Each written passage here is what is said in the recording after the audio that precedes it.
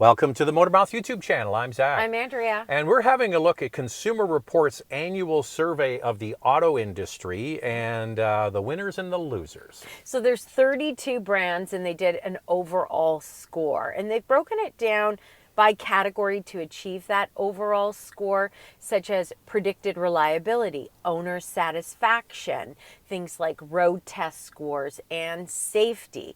Now, Consumer Reports says that they have to drive at least 2 vehicles from each brand for them to be in the list. So there are some brands that are not included. Yeah, like they don't have brands like Lucid, right? Ram. Ram. It was surprising they didn't have Ram. Like, Ram is one of the biggest sellers of trucks and cargo vehicles. That makes no sense to me. Polestar. Yeah, a lot of smaller brands didn't get represented. And one of the problems I have with Consumer Reports is that they inject their own opinion about cars into their report. So the road test portion of it does factor into it, and then they do sort of like an amortization over several years. Anyway, you can see some trends, and some of them are a bit of a head scratcher. And also, Zach, you know, vehicles, if you're looking at one vehicle versus another, it may skew higher because it does have a better reliability score, or they enjoyed the road test score, it handled really well. You can look at these brands, but if you're looking at a specific vehicle, you have to drill down more. I think that's part of it, is that they want you to sign up so you can get the individual scores for each individual product. But back to the point I made, they don't test every product. So let's get into the list and we'll talk about the outcome. So the top 5 almost remained unchanged from last year's results, but they did change rankings. Same brands on the list for top 5. Subaru takes top spot from BMW, but only by a single point. Lexus moves from 5th to 3rd, but not through its own improvements, but because Porsche and Honda slid slightly. Audi climbed 6 spots to 6th place. Mini and Acura fell due to lower predicted reliability scores. So I find it interesting that, say, a brand like Acura falls down because of predicted reliability, and they haven't really had any new vehicles. Like, I don't understand how it can fall down if the vehicles really haven't changed. The only changes they've had for this year are a new infotainment screen for the MDX and the RDX, and a slightly different interior for the MDX. That's it. The technology is carried over for the most part. Sometimes MDX has had problems in the past, so I don't know what vehicle they reviewed, but then the Acura RDX is very reliable now. So your top 5 starts with Subaru in number 1 spot. Second is BMW, followed by Lexus, then Porsche, and then Honda. All right, so Subaru, the one thing you want to look at when you're looking at reliability of brands, it's brands that don't change very much, and they keep the same engineering and technology over many, many years, seem to score higher, both for Consumer Reports and JD Power. And Subaru, even though they have a new model like the Forester, the platform's the same, the engine's the same, and the head unit they use in Forester is the same that they use in other products. Now, if you look at 6th place to 9th place, there's only 1 point between Audi and Kia.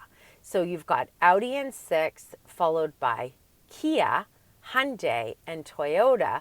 But Kia, Hyundai, and Toyota are all tied for overall score. So something would have had to break that.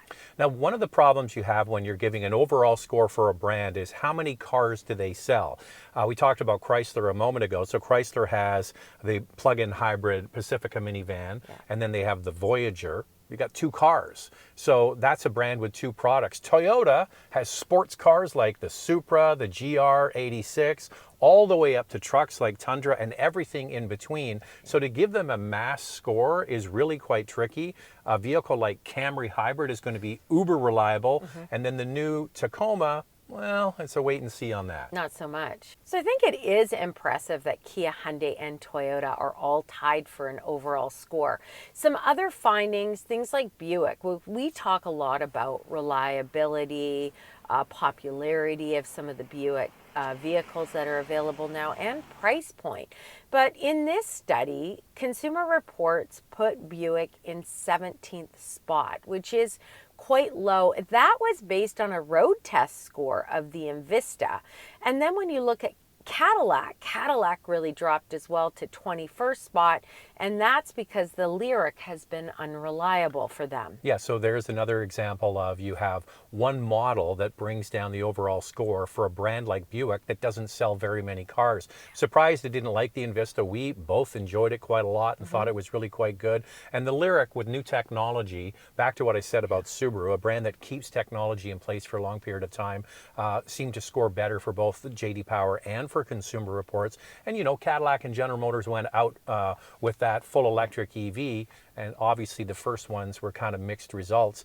But Buick, you found something interesting. So they gave it a lower rating, but the actual dependability of Buick is really quite high. And also maintenance and repair costs as well. So let's just break that down a little bit. We're not going to obviously do all of the brands and all of the findings, but let's just go through some of the key findings that you might find interesting. So as we mentioned, Buick is in 17th spot, but number 6 in used vehicle reliability, number 11 in new vehicle reliability, and number 3 in maintenance and repair costs. So if you read between the lines, they drop Buick down, but it actually is a good car to buy used and has good repair costs. So why it isn't higher, I'm not sure. And the one that we're kind of scratching our head over is Audi. So Audi's moved into 6th spot, but it's number 25 in maintenance and repair costs and number 14 in used car reliability. Where it did well is number 2 in road test scores and number 7 in new car reliability. So Lexus was in 5th place, moved to 3rd place. It's number 2 in new car reliability and number 1 in used car reliability, but 14th in maintenance and repair costs. So Lexus number 2 in new car reliability and number 1 in used car reliability. No wonder resale value is so good for this brand. All right, so the parent company, Toyota, not as favorable when it comes to the quality scores, but they've introduced a ton of new products with new technology, new dashboards, new powertrains, hybrids, high performance hybrids. The trucks haven't gone swimmingly for Toyota. No. Although Toyota may be in 9th place, when you dig a little deeper, it's number 3 in new car reliability and number 2 in used car. But it gets an impressive score for maintenance and repair costs, number 4. Now Mazda takes 14th spot for overall score, but when you dig a little deeper, it's number 6 in new car reliability, number 3 in used, and number 8 for maintenance and repair costs. Where it fell down is owner satisfaction and road test scores. So for owner satisfaction, number 1 was Rivian, number 2 BMW, followed by Porsche and Tesla. Yeah, quite interesting. And for maintenance costs, Tesla's number 1 and number 2, a brand that didn't score well overall. So number 2 in maintenance costs, Lincoln. And we just drove a Lincoln recently and we quite enjoyed it. We did enjoy it. So do you want to get into the turds, Andrea, the ones that don't score very well? Yes, we could do that. And what Consumer Reports does not recommend. There are some brands on the list. There are 7 brands that Consumer Reports doesn't recommend. They are Land Rover, Lincoln, Alfa Romeo, Dodge, GMC, Rivian, and Jeep. So do not recommend the vehicle that has the highest satisfaction, which is Rivian. I know. And they do not recommend a vehicle with the lowest maintenance costs, which is Lincoln. Yeah. I told you, there's some that are a bit of a head scratcher. So what we suggest is, hey, take this with a grain of salt. I think any sort of extra information is great. It arms you with what you need when you're purchasing a vehicle, but you've really got to dig down deep and you've got to look at the vehicle that you're interested in. I think Toyota is a really good example. One vehicle will test very high, like Camry. Tacoma, not so much. And the other thing is what I've been talking about through the video. Vehicles that have remained in place unchanged, or if it's a new model that is similar to the last one, you're going to have a better shot at the technology and the mechanics working for you.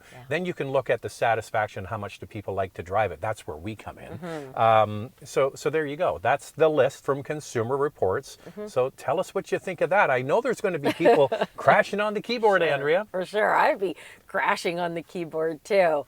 Thanks for watching. And if you like what you see, subscribe, and we'll see you next time.